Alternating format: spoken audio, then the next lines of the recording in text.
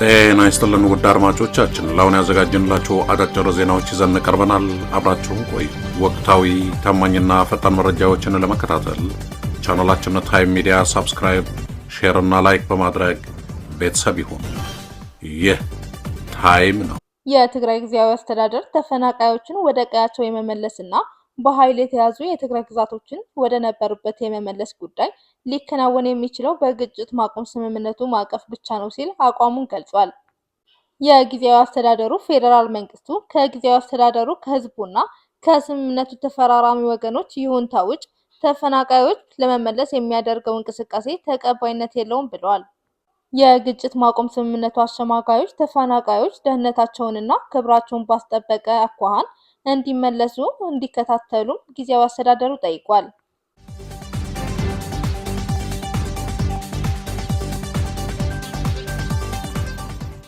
ብልጽግና በአዲስ አበባ ከተማ አፈሳ ማካሄዱን ተገለጸ። አገዛዙ በአዲስ አበባ ከተማ የወጣቶችን አፈሳ አጠናክሮ ቀጥሏል ሲሉ ነዋሪዎች ተናገሩ። ጥቅምት 18 2018 ዓ.ም በአዲስ አበባ ከተማ በርካታ ወጣቶች ታፍሰው ወደ ወታደራዊ ማሰልጠኛ ትምህርት ቤት መወሰዳቸው ታውቋል።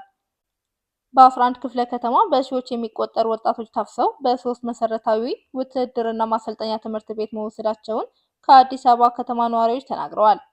በተለይ እድሜያቸው ከ18 ዓመት በታች የሆኑ ታዳጊ ወጣቶች ከቤተሰቦቻቸው ተነጥለው ስለመወሰዳቸው ጭምር ነዋሪዎቹ ተናግረዋል። አፈሳው በናዝሬት፣ በደብረ ዘይት፣ በሞጆ፣ በአዋሳ፣ በይርጋለም እና በኦሮሚያ ክልል በሁሉም አካባቢዎች እንዲሁም በጋሞና በወላይታ ብዛት ያላቸው ወጣቶች ታፍሰው በየአዳራሹ ታጉረው ይገኛሉ። በተለይ በኦሮሚያ ክልል የሚታፈሱ ወጣቶች ቁጥር ከወትሮ በተለየ መልኩ መጨመሩ የገለጸ ሲሆን የብልግና ኦህዴድ ብልጽግና አገዛዝ የኦሮሞን ስልጣን እንጠብቅ እንዲሁም የፕሮቴስታንት እምነት ሊያጠፋ ነው በሚል ስብከት ወጣቱ እየታፈሰ ነው ተብሏል።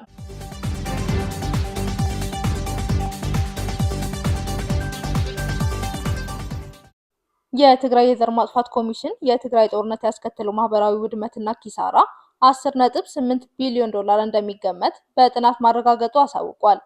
ኮሚሽኑ ጦርነቱ ከፍተኛውን ውድመት ያደረሰው በትምህርት ዘርፍ ላይ መሆኑንም ይጠቅሳል። ሪፖርቱ የኤርትራ ሰራዊት በትምህርት፣ በጤና ስርዓቶች፣ በቅርሶች፣ በታሪካዊ ህንፃዎች እንዲሁም በእደ ጥበባትና በታሪካዊ ቁሳቁሶች ላይ ከ38 እስከ 56 በመቶ የሚደርሰው ጉዳት አድርሷል ብሏል።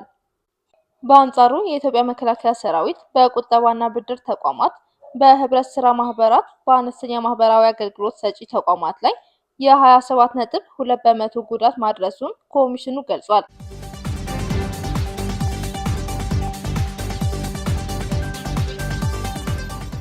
ሳልሳይ ወያኔ ፓርቲ ፌዴራል መንግስቱ በትግራይ ግጭቶች እንዲባባሱ የሚያደርጉ ድርጊቶችን ከመፈጸሙ ይልቅ በትግራይ ሰላም እንዲሰፍን የሚያስችሉ ተጨባጭ እርምጃዎችን ይውሰድ በማለት ዛሬ ባወጣው መግለጫ ጠይቋል።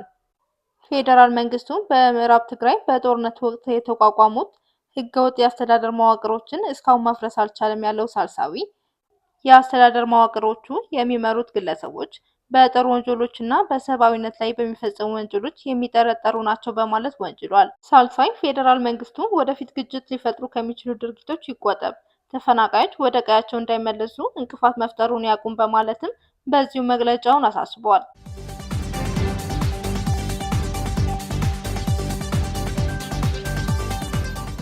ኢዜማ ብልጽግና ፓርቲ ከቅርብ ጊዜያት ወዲህ የመንግስት ሰራተኞችን የራሱ አባላት ለማድረግ የተለያዩ ጫናዎች እያሳደረ ይገኛል በማለት ከሷል። ኢዜማ ገዢው ፓርቲ መንግስታዊ መዋቅሮችን ለራሱ መጠቀሚያ ማድረጉን በአስቸኳይ እንዲያቆምም ዛሬ ባወጣው መግለጫ ጠይቋል። ኢዜማ የገዢውን ፓርቲ ድርጊት የመገናኛ ብዙሃን እንዲያጋልጡ የኢትዮጵያ ሰብአዊ መብቶች ኮሚሽንና እንባ ጠባቂ ተቋም እንዲያወግዙትና ዜጎች በጋራ እንዲቃወሙት ጥሪ አድርጓል። ይህ ካልሆነ ግን ዲሞክራሲያዊ ስርዓት የመፍጠር ጉዳይ የህልም እንጀራ ሆኖ ይቀራል በማለት ኢዜማ አስጠንቅቋል።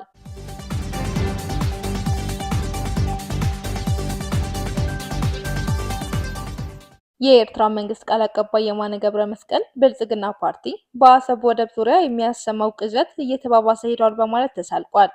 የማነ የብልጽግና ባለስልጣናት አሰብ ወደብ ያላት የህዝብ ብዛት የኢትዮጵያ ከተሞች ካላቸው እጅግ ብዙ ህዝብ ጋር ሲወዳደር እጅግ አነስተኛ ስለመሆኑ ይነግሩን ጀምረዋል በማለት ተችተዋል። የማነ ማክሰኞ ዕለት በኢትዮጵያ ፓርላማ ውስጥ የተሰማው ትርክት ከተቻለ በድርድር ካልተቻለ በወታደራዊ ወረራ የአሰብ ወደብ ባለቤት እንሆናለን የሚል ይዘት አለው ብለዋል። የቀኝ ግዛት ትርክት ሲቃኝ የኖረው ማራኪ በሚመስሉ አመክንዮዎች ወይም ህዝቦች በማሰልጠን ተልዕኮ በሚል ምክንያት ነበር ያሉት የማነ ሞኛ ሞኝ የሆነው የብልጽግና ትርክት ግን በዘመናዊ ታሪክ ተሰምቶ አያውቅም ብለዋል።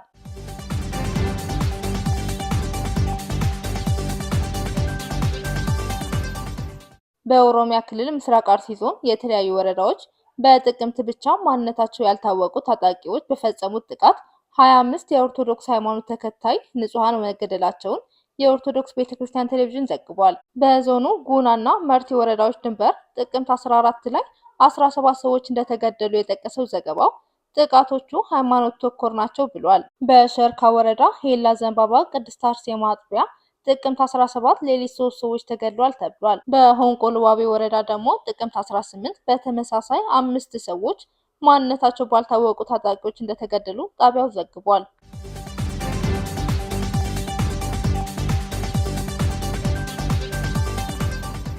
የድሬዳዋ ከተማ አስተዳደር ፖሊስ ኮሚሽን የኦሮሞ ነጻነት ሰራዊት ታጣቂዎች ወደ ድሬዳዋ አስተዳደር ምዕራብ ሐረርጌ ዞንና ሶማሌ ክልል ገብተው እንደነበር አሳውቋል። ፖሊስ ከቡድኑ ጀርባ የነበሩ 34 ተጠርጣሪዎችን በቁጥጥር ስር ማዋሉን መግለጹን የዘገበው ድሬዳዋ አስተዳደር ቴሌቪዥን ነው። ጸጥታ ኃይሎች ሰሞኑን በወሰዱት እርምጃ 43 ታጣቂዎች መገደላቸውንም ጣቢያው ጠቅሷል። ቡድኑ በአስተዳደሩና በአጎራባች ክልሎች በመሰረተ ልማቶችና ኢንዱስትሪዎች ላይ ጥቃት ለማድረስ እና የብሔር ግጭት ለመቀስቀስ ተዘጋጅቶ ነበር ተብሏል።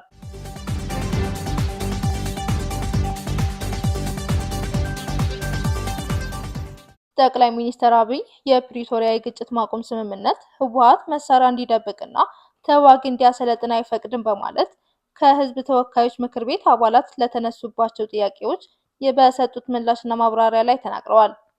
አብይ መሳሪያ ደብቆ ማስቀመጥም ሆነ በኮንትሮባንድ ማስገባት በስምምነቱ ላይ የለም በማለት የህወሓት አመራሮችን ስምምነቱን እየጣሱ መሆኑን በመግለጽ ወንጅለዋል። ከውጭ ሀገራት ጋር ግንኙነት ማድረግ የፌዴራል መንግስት ስልጣን ብቻ ሆኖ ሳለ የህወሓት ሰዎች ግን ከውጭ መንግስታት ጋር ምን እየሰሩ ነው በማለት አብይ ጠይቀዋል። አብይ ትግራይና አማራ ክልሎች የሚወዛገቡባቸው አካባቢዎች እጣ ፈንታ በህዝብ ውሳኔ መወሰን እንዳለበትም ገልጸዋል።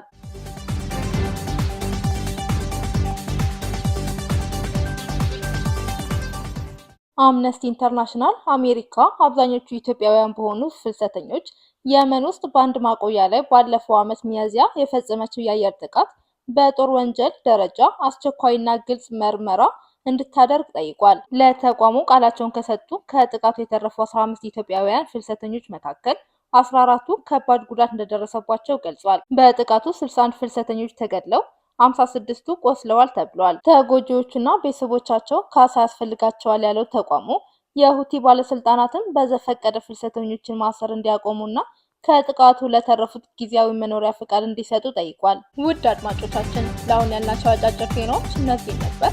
በቀጣይ እስከምንገናኝ ሰላም በያላችሁበት። ለተጠናቀረው ዘገባ መቅደስ አድማሱ ነኝ ለታይም ሚዲያ አዲስ አበባ።